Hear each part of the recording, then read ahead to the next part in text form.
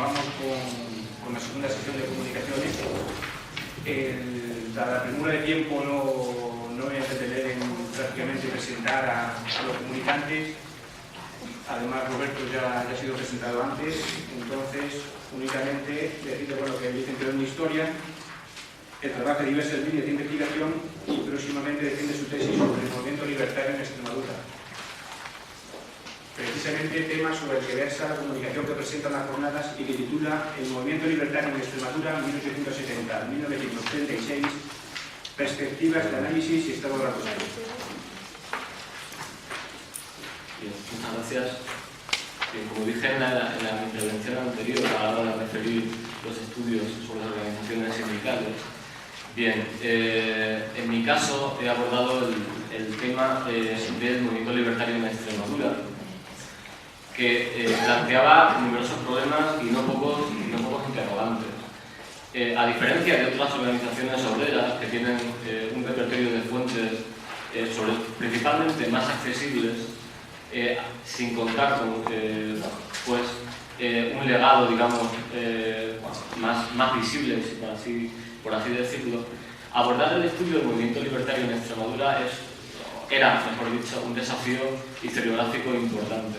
En mi caso, lo que me llevó al estudio del movimiento libertario no fue más que un palpito historiográfico, no tanto una cuestión de militancia. Bien, el movimiento libertario en Extremadura a priori sería entendido como una entelequia. ¿Por qué? Porque partimos de una concepción muy a priorística, y es que el movimiento sindical preponderante o hegemónico era el de inspiración socialista. En el caso del PC tiene un cierto predicamento durante la Segunda República, pero desde luego, ya digo, a la hora de abordar el estudio de un movimiento obrero de inspiración libertaria, en principio no parecía factible hacer un estudio sobre el movimiento libertario en Extremadura y mucho menos convertirlo en una tesis doctoral. Bien, la importancia de mi trabajo radica en que acerca del movimiento obrero realmente existen muy pocos trabajos, acerca del designo libertario todavía menos.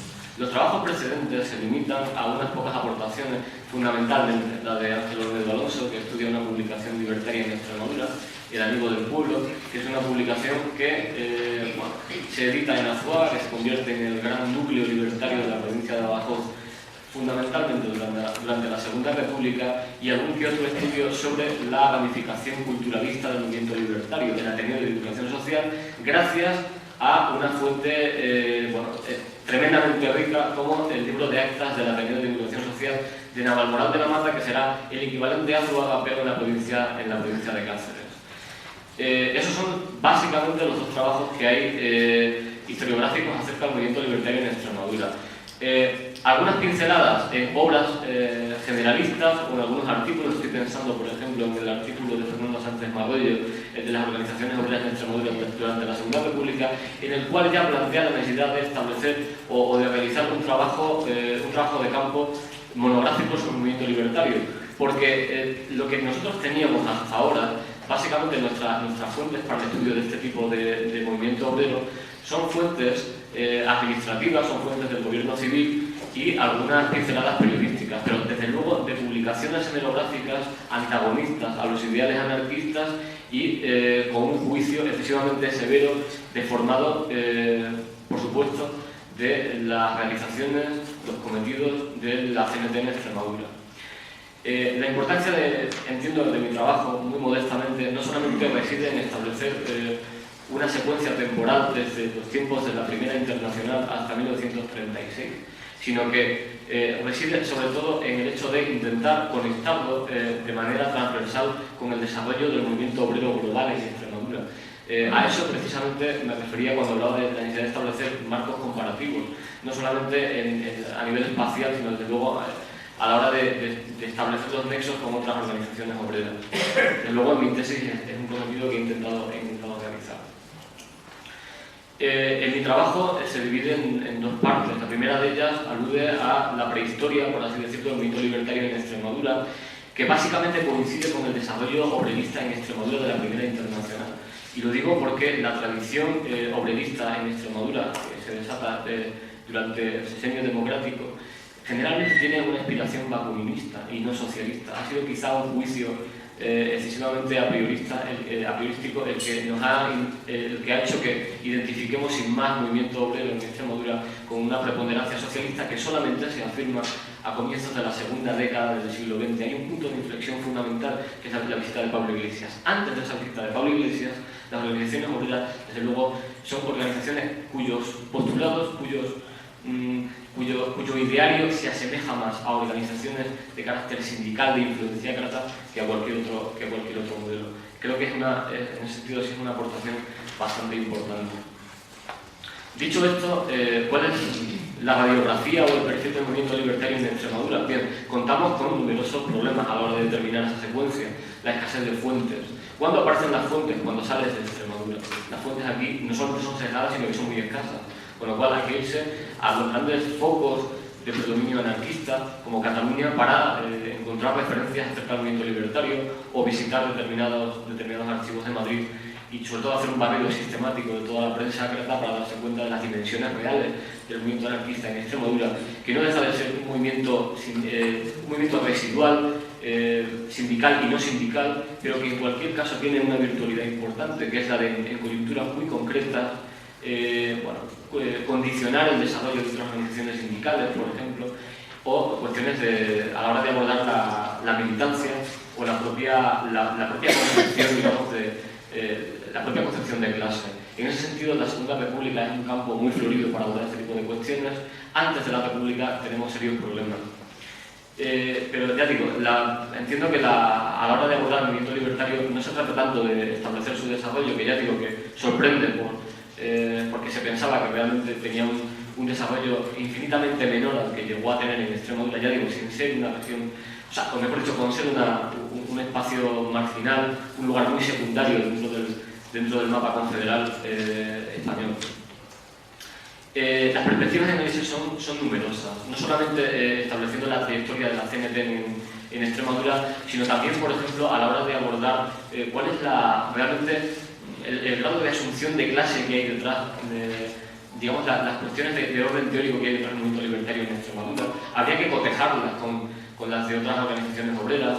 Había, por ejemplo, que desarrollar mucho más las cuestiones de índole culturalista del movimiento libertario, que es una de las parcelas en las cuales quizá el movimiento libertario desarrolla una particular incidencia incluso más que otras organizaciones obreras. Y sobre todo habría que establecer pues, definitivamente cuál es el mapa confederal en la propia Extremadura. Conocemos zonas de hegemonía cenetista, de hegemonía ácrata, pero en cualquier caso establecer cuáles son los vínculos que con otras zonas, en fin, cómo se produce ese trasiego de ideas en determinadas comarcas, etc. Ya digo, lo que yo destacaría a la hora de abordar el estudio del movimiento libertario en Extremadura es que se partía de la nada y, bueno, a pesar de que hay muchísimos flecos pendientes, pero desde luego yo creo que mi trabajo es simplemente pues un trabajo importante, un trabajo estructural sobre el movimiento libertario en Extremadura, pero que en cualquier caso abre numerosas perspectivas que espero que en el futuro pues, se puedan llevar a un conocimiento más riguroso del movimiento obrero global en Extremadura. Nada más, muchas gracias.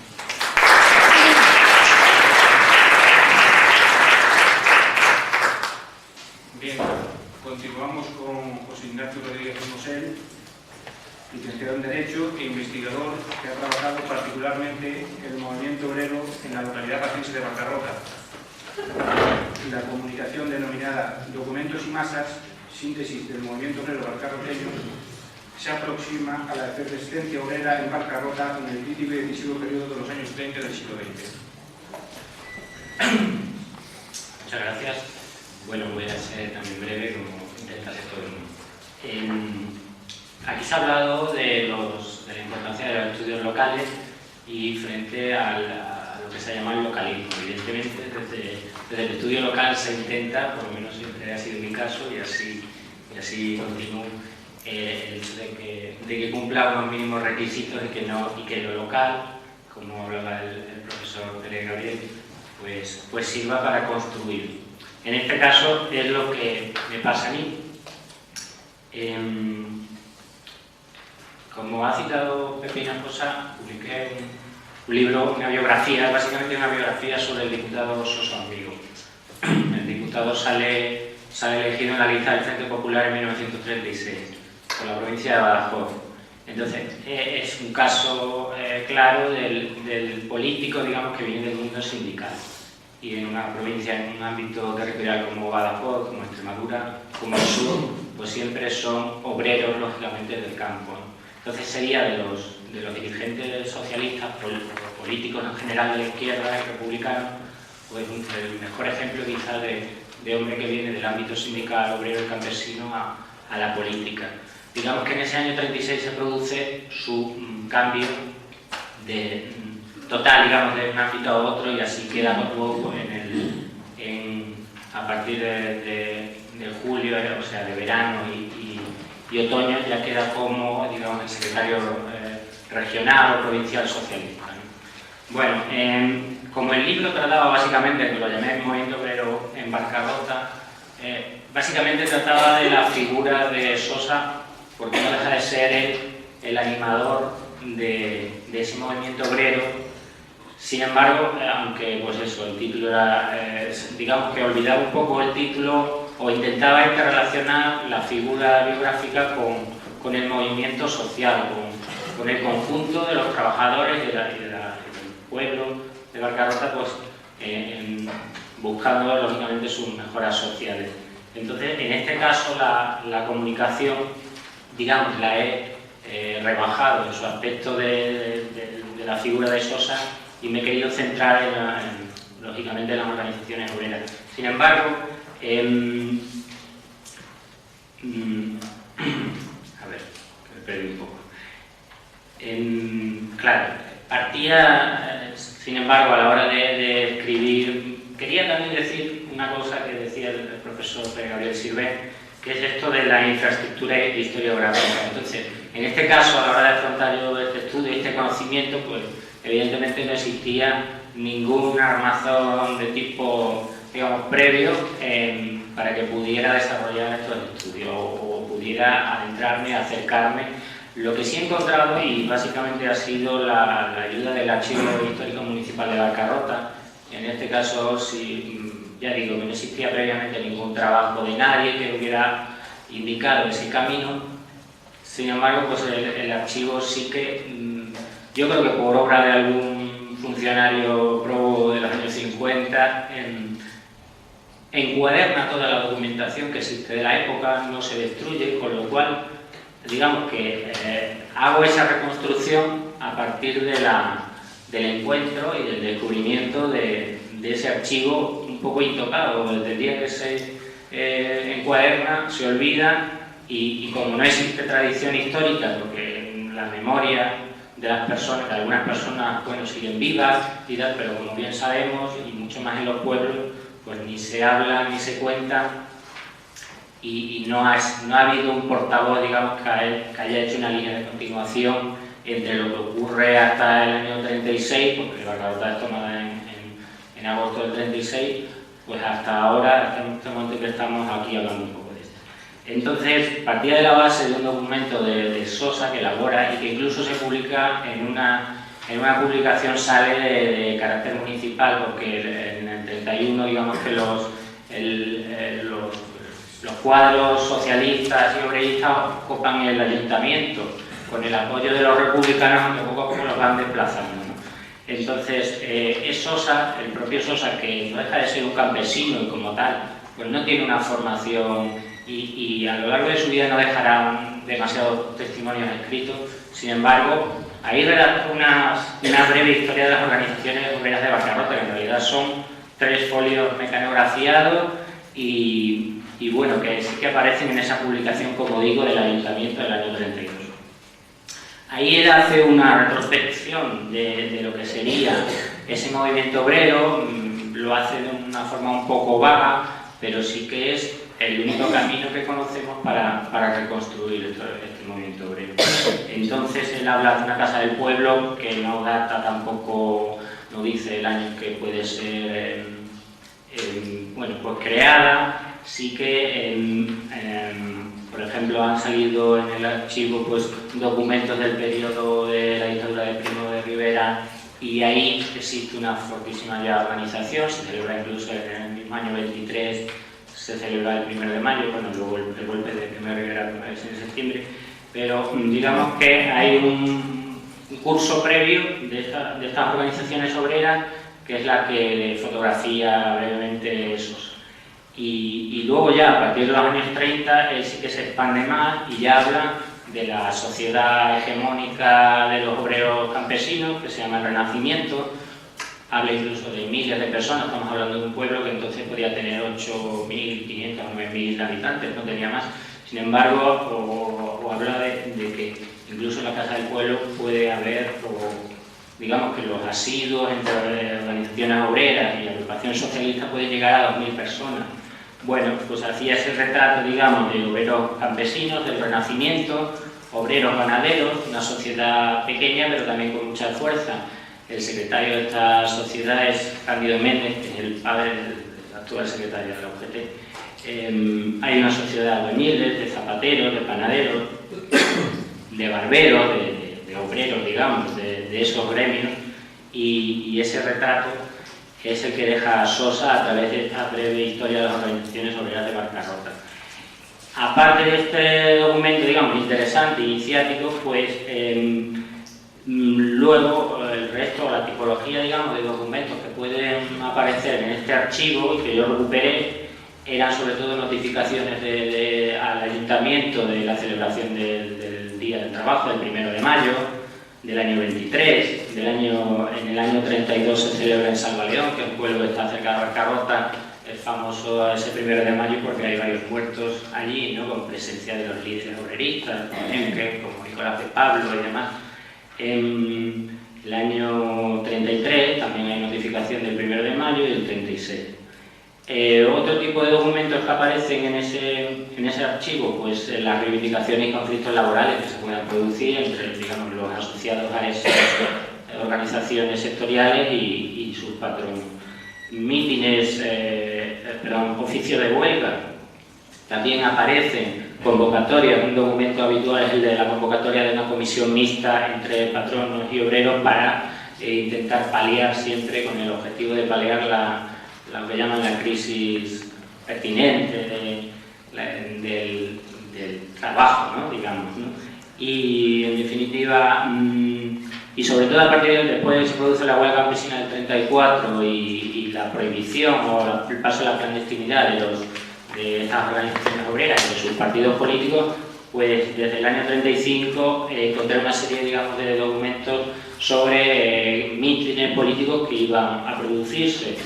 Y algunos destacados, por ejemplo, con la presencia de Zabalza, el líder navarro, aunque digamos que actúa en la provincia de Badajoz, o Cayetano Bolívar, que es el primer diputado comunista que era por Málaga en el año 33, en fin, toda esa serie de...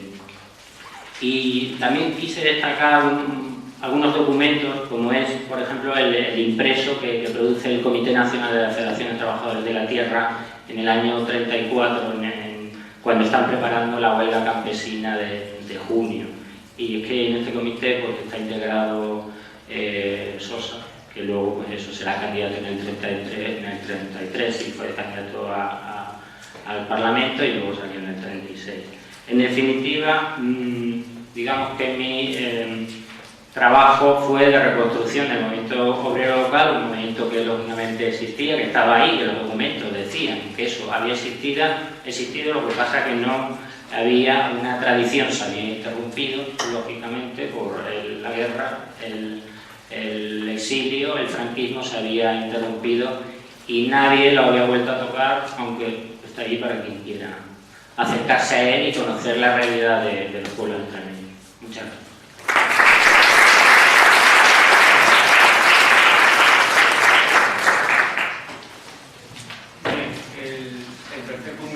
Es José Ramón González. José Ramón es licenciado en Historia, también licenciado en Antropología Social y Cultural, y actualmente trabaja con líneas de investigación en lo que es represión franquista de posguerra y movimiento obrero. Pues bien, dentro de este último encaja la comunicación que, titulada La historia del movimiento obrero y la historia social, la Federación Local Obrera de Cáceres, aborda el obrerismo en Cáceres durante el primer tercio del siglo XX. Buenos días a todos. Yo voy a ser muy sintético, dada la hora, todavía falta otro comunicado. constante. Básicamente me gustaría comentarles que mi trabajo consta de 3 partes. Una introductoria, en la que hago algunas reflexiones acerca de la relación entre la historia del movimiento obrero y la historia social.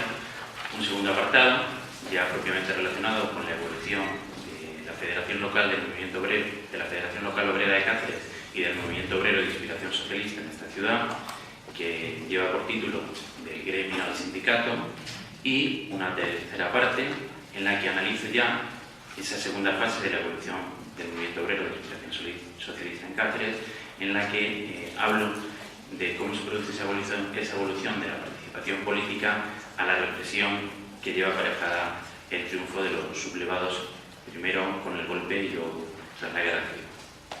En cuanto al primer apartado, me gustaría indicarles que en poco menos de 40 años, la producción, o más concretamente la naturaleza de la producción historiográfica sobre el pasado de la clase trabajadora ha sufrido cambios. Originariamente nos acercábamos, o se acercaban los investigadores a las condiciones de vida de la clase trabajadora a través de lo que se ha venido denominando la historia tradicional del movimiento obrero. Hoy en día, gran parte de los investigadores se acercan a esas condiciones de vida a través de una heterogénea historia social. Originariamente, la historia social va a surgir de modo estrechamente relacionado, o por decirlo de alguna manera, de forma dependiente a la historia del movimiento obrero. Pero de forma paulatina va a ir centrando su atención en prácticas sociales y culturales de los sectores populares. Será a partir de ahí cuando la historia social empieza a ganar terreno y casi fagocite, dicho casi, a la historia del movimiento obrero.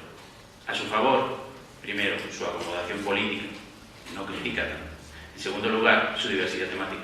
Y en tercer lugar, su mayor cercanía a los gustos culturales de la población. En este sentido, me gustaría señalar que la historia social, o ese cambio de la historia social, va a llegar a España en los años 80. Y va a llegar a través de un doble camino. Por un lado, el mundo académico, que no va a hacer otra cosa, no quiero decir con esto que sea un mundo académico mimético del resto, sino que va a reflejar el cambio historiográfico que se va a producir a nivel internacional. Y en segundo lugar, a través del ámbito político. En concreto, cuando los gobiernos socialistas llegan al poder y quieren, o mejor dicho, obvian la naturaleza combativa de la historia del movimiento obrero, dando paso a otro tipo de historia, que obvia un poco, valga la redundancia, esa naturaleza combativa. Una muestra de ese olvido, y ya lo ha mencionado Pera Gabriel, es la ausencia todavía de una historia oficial completa, porque hay 2 tomos publicados, pero falta el resto, de una de las principales organizaciones sindicales de nuestro país, la Unión General de Trabajadores. Y otra muestra más, y de esto han dejado constancia Roberto Carlos Montañés y José Hinojosa, es de la insuficiencia, no de la ausencia, sino de la insuficiencia de las investigaciones sobre el movimiento obrero en Extremadura. En este sentido, mi trabajo, que no es más que el resultado de una memoria de investigación que en el 2003 publicó la Unión General de Trabajadores, quería dejar constancia, primero, de esa ausencia y, en segundo lugar, quería acercarse al movimiento obrero de inspiración socialista, en concreto en la ciudad de Cáceres. Por lo tanto, un ejemplo de historia local. En relación a este movimiento obrero de inspiración socialista, se van a distinguir 2 grandes ciclos. Uno que va desde 1902 hasta la proclamación de la Segunda República, es el que yo he titulado Del gremio al sindicato, y un segundo apartado que va desde la proclamación de la Segunda República hasta el 17 de julio de 2006, que es el que yo he denominado de la participación política a la represión. Evidentemente, a lo largo de estos 2 ciclos también hay sus correspondientes fases, pero no es menester, dada la premura con la que tengo que realizar esta comunicación, centrarme demasiado. Simplemente indicarles que en el primer periodo, en la primera década del siglo XX, van a surgir las primeras organizaciones societarias, organizaciones de resistencia de socorros mutuos, a las que también se ha referido García Domínguez, que no se plantean unos objetivos políticos. Esos objetivos políticos vendrán ya en la segunda década, y muy relacionados con lo que ha dicho Roberto Carlos, con la llegada de Pablo Iglesias a Extremadura. Es entonces cuando empieza a surgir, en 1913, el Centro Obrero de Cáceres. En 1915 aparece el periódico Unión y Trabajo, que se convertirá en el órgano de difusión en el órgano de prensa de la Federación Local, pero también de la Federación Provincial y de todas las asociaciones obreras que se articulan en torno a la Casa del Pueblo, que surgirá en 1918, en diciembre de 1918. Curiosamente, con anterioridad, en abril había surgido la agrupación socialista cacereña, pero eso no fue obstáculo para que un año anterior, en 1917, las fuerzas obreras, o mejor dicho, el movimiento obrero, presentara una candidatura a las elecciones municipales, obteniendo 4 concejales. La tercera década del siglo XX va a marcar el inicio de la segunda fase de ese primer periodo, o mejor dicho, el impacto con la dictadura de Primo de Rivera. Ese pacto o ese acuerdo tácito de respeto va a permitir a la Unión General de Trabajadores a nivel estatal, porque eso debe ser la historia local, debe reflejar o debe intentar contextualizar lo que ocurre a nivel nacional en lugares muy pequeños. En ese sentido, lo que vamos a ver es cómo la Federación Local Obrera de Cáceres llegará a un acuerdo tácito con las autoridades primoriberistas y gracias a ese acuerdo tácito van a reforzar su posición. En 1917 consiguieron 4 concejales. En 1919 se quedaron muy cerca del acta de diputado en la provincia. Pero el amañe, o por decirlo de alguna forma, las triquiñuelas de las autoridades de la restauración les impidieron alcanzar el acta de diputado. Eso no ocurrirá evidentemente más adelante. Lo que ocurre es que en 1928 ya la dictadura de Primo de Rivera no da más. Y es en ese momento cuando la Unión General de Trabajadores y la Federación Local Obrera de Cáceres sueltan amarras. De esta forma se llega a 1931 en una situación inmejorable para convertirse en la fuerza sociopolítica hegemónica en la ciudad de Cáceres, tal y como lo demostraron las elecciones de 1931. Estamos dando paso ya pues al segundo periodo de la participación política de la represión. Y aquí también vamos a encontrar 2 grandes fases. Una que se extiende desde el 14 de abril de 1931 hasta el verano del 33, en el que se produce básicamente lo que se va a producir es un desencanto de la mayor parte de las clases trabajadoras por la, ¿cómo decirlo?, por la incapacidad de las autoridades republicanas por satisfacer sus necesidades. A todo ello hay que añadir la situación económica, la obstrucción de las autoridades, no de las autoridades, de los industriales y terratenientes, y sobre todo el proceso de radicalización al que están sometiendo a las bases la CNT y el Partido Comunista. Todo ello va a provocar, primero, en noviembre de 1933, la pérdida del poder a nivel estatal, y todo ello se reflejará a escala local, y en enero de 1934 esa radicalización de las bases llevará a el control de la Casa del Pueblo y de la Federación Local al sector más radicalizado de la Federación Local Obrera de Cáceres, o si lo prefieren, de la UGT Cáceres, al sector que simpatizaba con las ideas de... perdonen ahora, que se me ha ido de Largo Caballero, al sector que encabezaba Largo Caballero. Esa radicalización va a implicar, siguiendo la tónica nacional, su participación en los sucesos de octubre de 1934, unos sucesos que aquí mostraron una gran debilidad. Esa debilidad vino aparejada por la fuerte represión que las autoridades ya conservadoras municipales desarrollaron sobre la Federación Local Obrera de Cáceres. Esto dará paso, en 1935, a un proceso de reorganización y de continua radicalización, ya en estrecha relación con una sección comunista que había nacido dentro de la Federación Local Obrera de Cáceres. Todo ello desembocará finalmente en las elecciones de febrero del 36 y posteriormente en el golpe de Estado de julio del 36. De esta forma es como se trunca la evolución de un socialismo, o mejor dicho, de un sindicalismo de carácter societario y básicamente preindustrial. Nada más. Muchísimas gracias.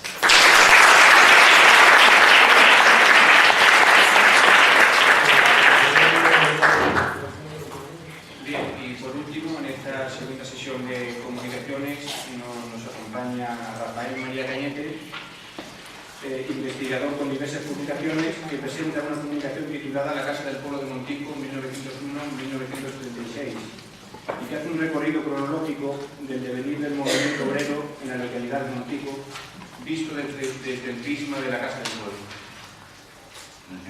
Muchas gracias. Buenas tardes a todas y a todos. Yo me gusta, cuando abordo la historia del movimiento obrero, recrearme quizás por una deformación debido a mi formación académica en psicología, recrearme en la persona, el entorno, son las influencias, cosas que no voy a poder hacer debido a la premura del tiempo. Voy a intentar hacer bastante esquemático. La historia del movimiento obrero, la en Montijo y en su comarca, ha sido estudiada ampliamente en la delegación local del Partido Comunista de España, y destacando la figura de mi querido compañero, mi querido y admirado compañero Juan Carlos Monagas. En marzo de 1902 se publica en la región extremeña un artículo con el título Desde Montijo, firmado por Bernabé Rodríguez Mesa, que da cuenta de las huelgas del mes de julio del año pasado que dieron como origen la creación de un centro obrero. Un centro obrero que se denominó La Defensa. En la publicación posterior está tengo todo el artículo completo. Este centro obrero nació en octubre de 1901. Probablemente junto con la Casa del Pueblo de Alcira, que en Valencia sean las dos casas del pueblo más antiguas de España. Y hay que darle el mérito de aprovechar la euforia de las huelgas de jornaleros para llevar a cabo la creación del centro obrero y dárselo a los republicanos. Y más en concreto a Juan Antonio Podes, que supo aprovechar realmente el optimismo generado. Estaba al principio esta Casa del Pueblo muy hermanada con la Germinal Obrera, de la que se escribía su periódico quincenalmente. También en este año se celebra por primera vez el 1 de mayo en Montijo. En la foto del cartel de esta jornada tenemos el 1 de mayo de 1936. Este primer 1 de mayo fue una gran fiesta. Y fue a partir posterior a esto cuando empezó a adaptar la Casa del Pueblo la disciplina de la UGT de Montijo. En un principio se reunían aquí todo tipo de ideologías, anarquistas, republicanos, de todo tipo. A partir de ahí es cuando empieza a entrar bajo la disciplina de la UGT y del PSOE.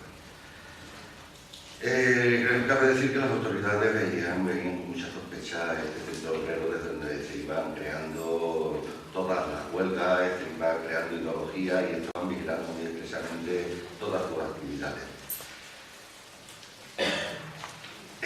Tenemos que remitirnos al Congreso Obrero de Correñeros Esmero, donde por primera vez la Casa del Pueblo de Montijo está representada. En este primer congreso se habló de la homogeneización de los salarios agrícolas y de la lucha contra el destajo.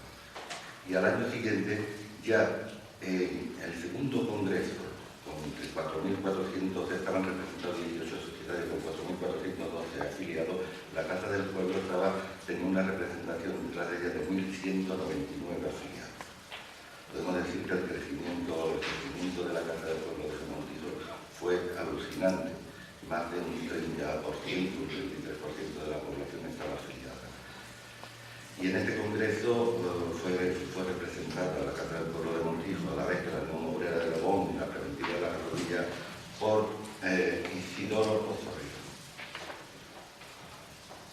Iba a hablar un poco del movimiento asociativo, pero dada la premura de tiempo, lo dejaré. Únicamente decir que en la creación de la FNLT, que se gestó en 1920, pero su creación efectiva fue en 1930, fue el representante de la Casa del Pueblo de Montijo, Juan Gutiérrez, quien pidió que esta federación siguiera en lo posterior la misma práctica y disciplina que la UGT y el Partido Socialista. En principio la cuota que se pagaba en la Casa del Pueblo era de 1 peseta al mes, y en algún caso pues se podía rebajar esa cantidad hasta un 50% en casos muy específicos. Secretario de la misma fue Sebastián Gabardino, que no lo era solo de la Casa del Pueblo de Montijo, sino a la vez era secretario general de otros pueblos más seculares. Empezamos con la existencia en la casa de una biblioteca popular, que fue la primera biblioteca que hubo en Montijo. Obviamente todos los libros eran de carácter progresista y sindicalista. Se recibía también el periódico socialista, donde los más ilustrados lo leían a los analfabetos. En 1910 la Casa del Pueblo abre su primera escuela para los hijos de los afiliados. Escuelas en las que no daban clases maestros con titulación, sino más bien voluntariosos más que para los obreros. Decían entonces, comentaban de la visita de Pablo Iglesias a Extremadura. Ya en 1909 la Casa del Pueblo es visitada por Luis Montalbán, a fin de crear doctrina, apartar un poco las ideas anarquistas que todavía persistían dentro de la Casa del Pueblo. Y en 1915 se produce la visita de Pablo Iglesias en Montijo, en su campaña contra la guerra de África. Aquello fue también un antes y un después. La expansión de la OGT durante la dictadura de Primo de Rivera fue importante, aunque hubo que recortar mucho la expresión, pero fue bastante importante. Y en Montijo podemos tener noticias concretas, documentos de las peticiones que desde la Casa del Pueblo se realizaban al ayuntamiento, bastantes peticiones. Así sabemos que incluso la Casa del Pueblo en 1926 disponía de una escuela de dibujo.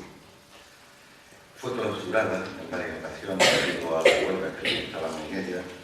En 1928 se crea la banda de música.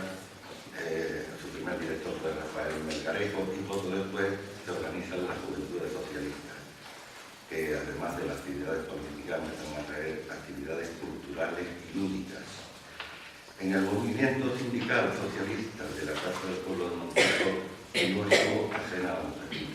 Se crea la Sociedad Obrera Femenina. La preocupación más notable de esta sociedad era erradicar el analfabetismo entre sus afiliadas y tuvo un papel importantísimo, sobre todo durante la Segunda República. Un papel muy activo en cuanto a la reivindicación de los derechos de la mujer, con actitudes que hoy nos sorprenderían. Y las juventudes, a su vez, crearon un cuadro teatral al estilo de La Barraca, llamamos ahora la receta de los 2 minutos, al estilo de La Barraca fue partiendo clases de teatro, obras de teatro por todos los alrededores. Destacar la creación de cooperativas de vivienda, incluso la adquisición de la finca La Orden, que había pertenecido a los jesuitas y en subasta popular fue comprada por un esfuerzo corporativo importantísimo por la Sociedad de Colonos y Obreros Agrícolas. Y tras las elecciones de abril se proclama en Montijo la República. En este consistorio estuvo muy presente, no voy a dar nombres ahora, el alcalde fue Juan Bruguera, estuvo muy presente la Casa del Pueblo.